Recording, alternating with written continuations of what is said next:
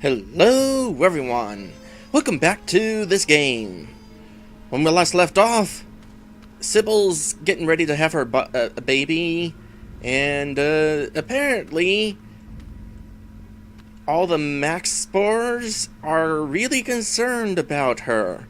Instead of being all sleep for the sake of the Max monster, they're kind of wanting to save her, which has impressed the superego here. And he's willing to set things right now. That said, we need to get out of here. And I think I have an idea how. Why does Max have tear ducts? I can't remember the last time I saw him cry. Well, except when he was trying to lull his prey into a false sense of security. It won't do any good unless Max is crying, though. Oh, that's easy. We have I was just talking about this a few minutes ago. Is it already the record in there? Or was it this one? What's the one in there right now? Robert turned the crank one last time, and the ghost of Zachary Taylor slowly faded away. Remember what's on the 14-cent first-class airmail stamp from 1922, the Spectre drone before disappearing? The St. Louis Arch! Screamed Sophia in excitement. That means we finally solved the mystery! Robert shook his head sadly and spat. No, Sophia. It means you are the long-lost clone of Betsy Ross. And a traitor! Interesting. No, it's not that one. It's definitely this one.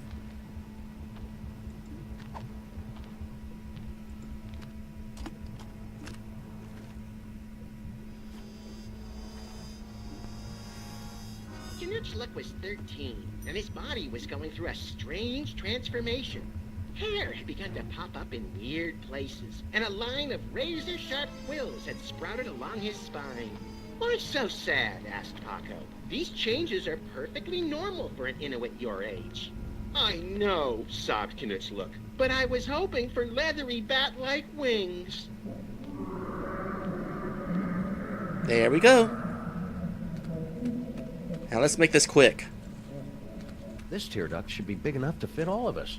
Even Sybil. Man, I cannot get over how huge she is. All right, everybody. Let's load up and make a quick getaway. Good luck, Max's superego. We're all counting on you. Don't worry, Sam. I'll have Max back to his normal, impetuous, wonderful self in 5 minutes. Just go, and hurry. Sam, you have to get out now. The maintrons will impact in 4 minutes. But we need 5.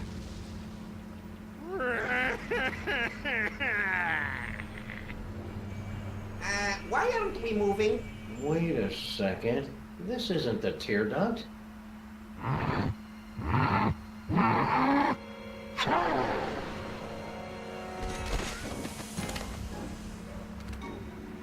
Whoops. Well, that was thoroughly unpleasant. Gesundheit! Let's get you to the hospital, Mrs. Pandemic Lincoln. Ugh, that's Lincoln Pandemic? Could you keep it down? Our head is killing us!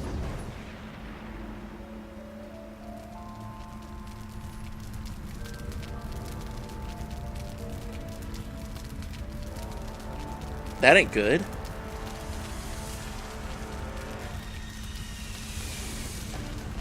Quick, Giant Max, get out of there! The last Maimtron is headed your way!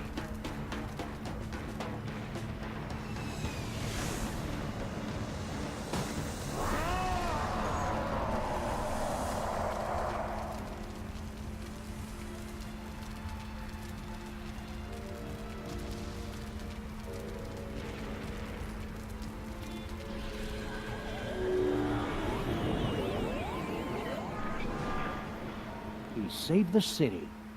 But where did he go?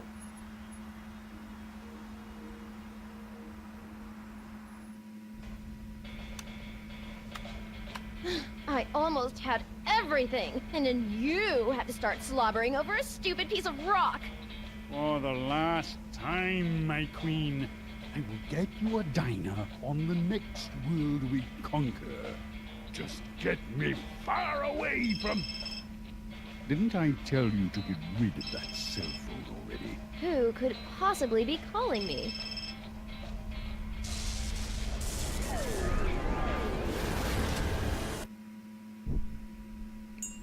Well, that takes care of Skunk Ape. Max?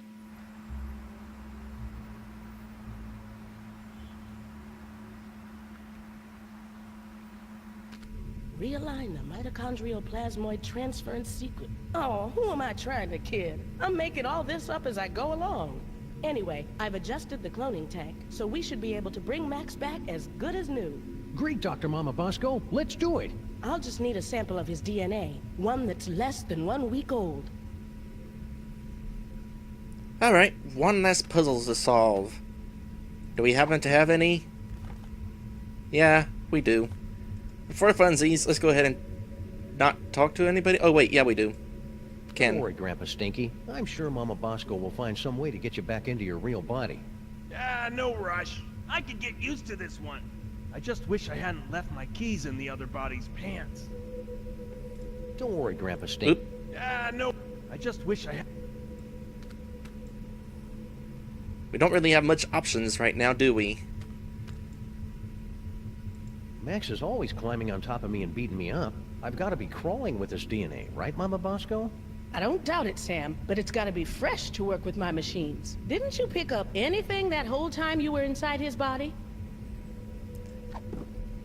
Surely the last puzzle will not be this simple. Oh, Max's snot got all over my inventory, and lots of other unmentionable personal areas. Can we do this? I don't need to shoot anybody. It's enough that they know I have a gun.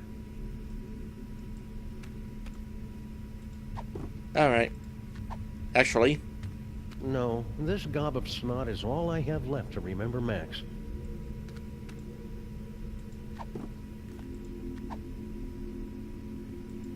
No, this gob of snot is all... oh, we can talk to Flint from here. Do you have any of Max's DNA, Flint?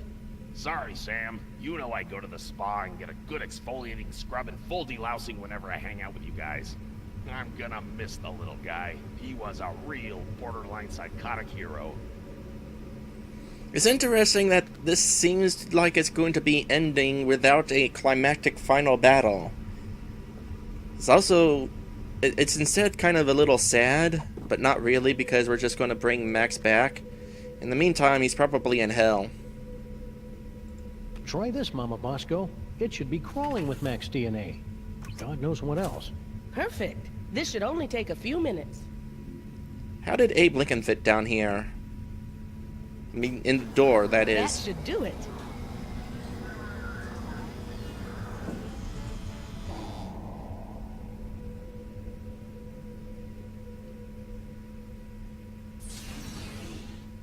Welcome back, little buddy. What happened? It looks like Max's DNA is just too weird for my machines to be able to reproduce. There's nothing we can do. I'm sorry, Sam. Tough break, Sammo. At least he went out saving the universe. As president, I'd just like to offer my... I can't do this now. I just can't. Well, there's that tear finally. Super Ball, come back! Even if we couldn't see it.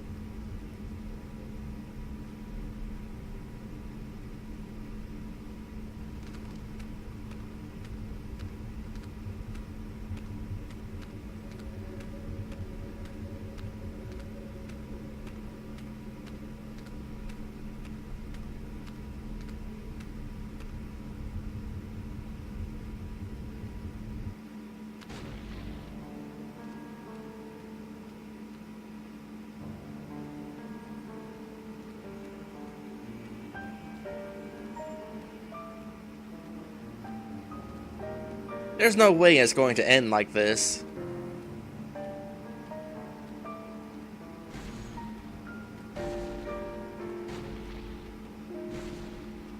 Though it would certainly explain why there wasn't a season 4.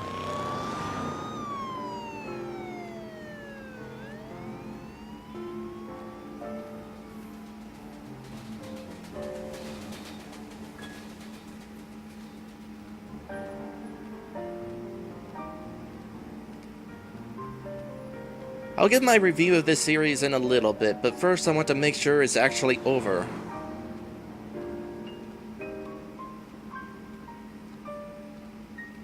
What if it turns out that there's more than one ending, and I just happen to get the bad ending?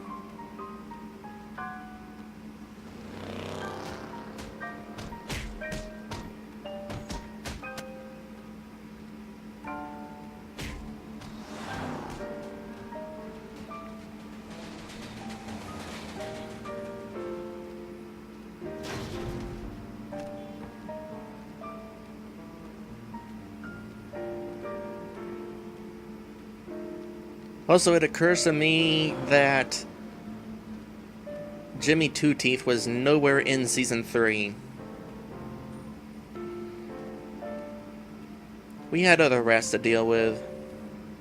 Oh, hello there, person who works at WARP.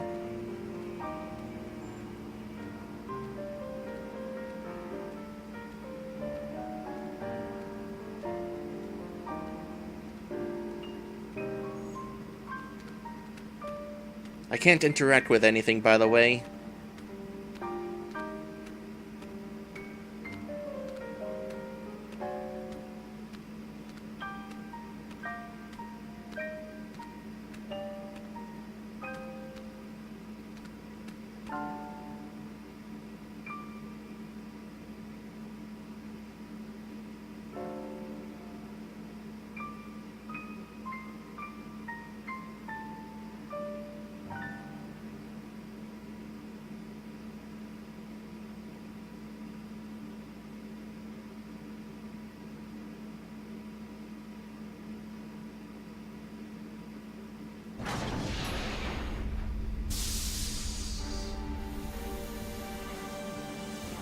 Here we are. Time travel! Oh, hi, Sam! Holy beer-battered princes of Maine and kings of New England in a glass-bottom boat with a trip-hop DJ and the second runner-up in the Miss Teen Oklahoma pageant. It's past Max in a time-traveling elevator. What's shaking? Max, I thought you were... Wait a second, where's the past me? Oh, yeah, about that. We were on a case, and you got turned into a giant monster with electromagnetic powers, so I kind of had to blow you up. It was horrible.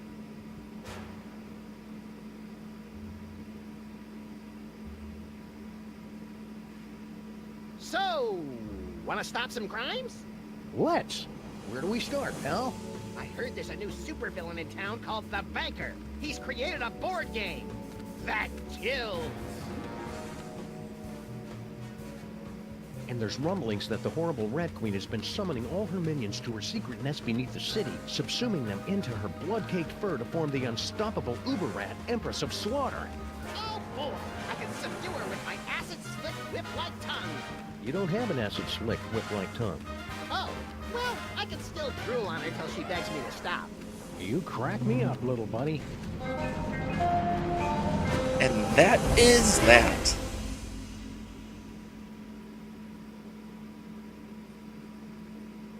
I knew it wasn't about to end that way.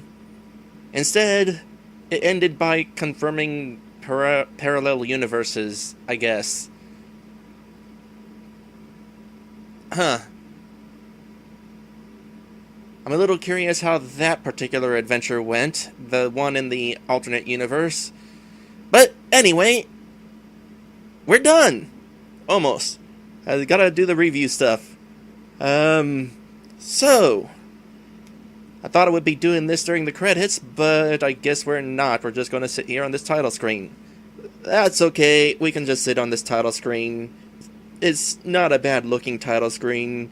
We can, like, count the windows or something. Yep, that's a lot of windows. Anyway. Wow, I just streamed all 3 seasons of Sam & Max in a row. That's a whole lot of Sam & Max.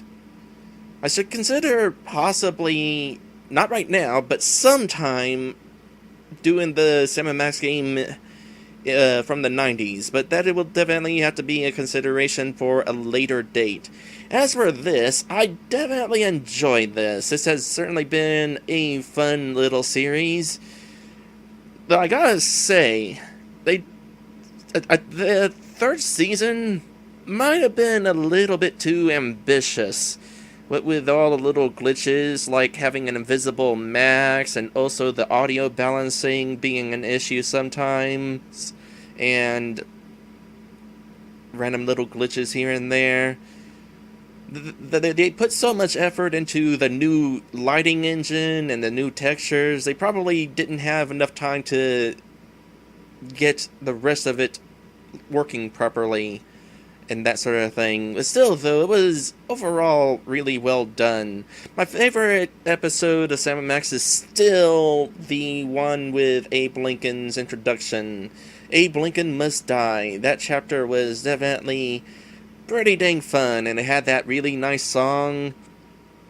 And, you know, it's too bad that Season 3 didn't have a song like that.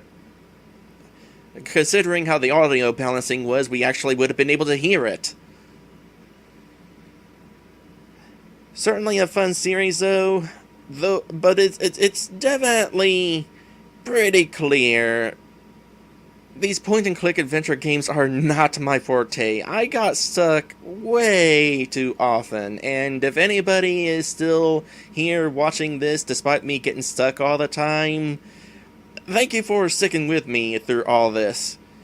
I don't think that I want to try another point-and-click adventure game for a while, though. Maybe not until I do the 90s game.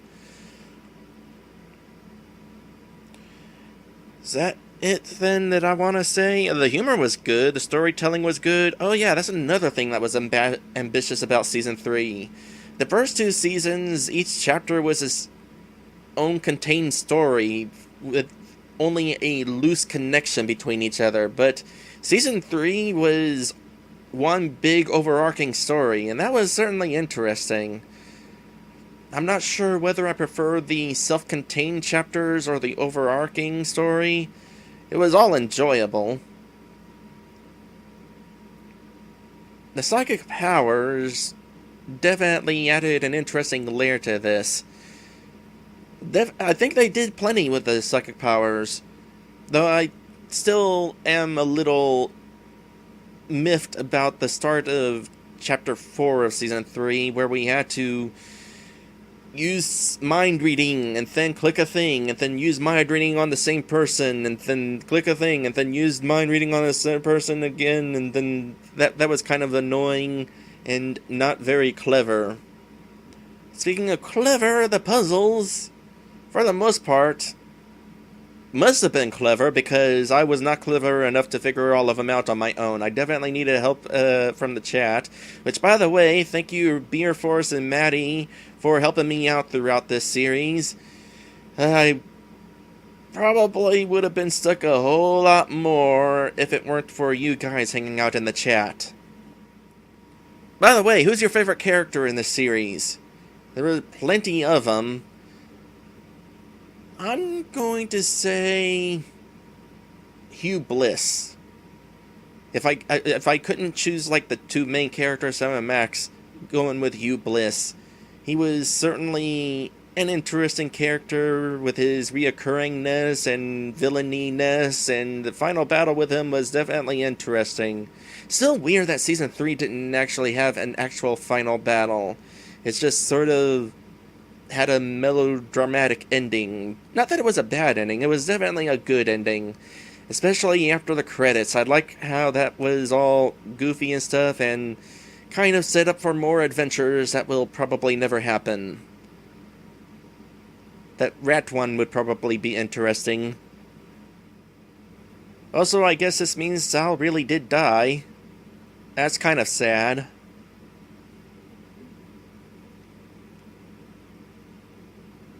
Oh, come to think of it, Simon Mack is dead now. He was on Skunkape's ship. So, we kind of took care of three villains at the same time. Still weird about the whole girl Stinky being a mermaid thing. I did notice the get-up she was wearing was kind of going in that direction, but never pegged her for an actual mermaid, even though she was called one multiple times. I thought that was like because of her outfit and not an actual mermaid. Too bad we didn't actually get to see her in her mermaid form. Let's see here. There's also the cops. They were certainly interesting characters. Glad they stuck around. I'm glad a lot of characters stuck around, actually. I mean, heck, even, where's his name? Mr. Featherly was there all the way to the very end. Never would have saw that coming. Figured he would have just been a one-off for that one part in Chapter 2 of Season 1 with a TV station. There was also the interesting situation where we were collecting prizes to store in Sam & Max's closet for the first 2 seasons, including Leonard Steak Charmer. He also was not in Season 3. I guess after Season 2 they let him go because he was sent to hell, and that was kind of a bummer. So after we rescued him, he was let go. I wonder what happened to Harry Moleman. We kind of lied about some inheritance or something, but didn't get to see him after that. I was almost gonna bet that it would have turned out that he was going to be a villain because we've always kind of messed with his life and that sort of thing. Guy could not catch a break. I don't know, maybe the fact that we haven't seen him actually means that things have worked out for him. Maybe we accidentally told him the location of whatever it was, and he's been enjoying it. That would have been a nice change for him. But nah, probably not. Anything else? Well, I guess the soda poppers are truly dead. Having lava poured on you would do that.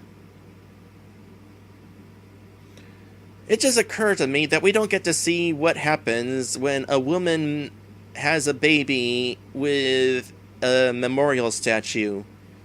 I would have liked to have seen that. Oh well. And I think that's about it. I can't think of anything else to say here. Looking over my notes, over all the characters we've met. Yep, I say we're done. So, I'm going to go ahead and head on over to this end slate, because actually I probably could have just sat on there during all this instead of looking at the buildings. But like I said, the buildings are kind of interesting. Not really. So we're done. Thank you guys for watching.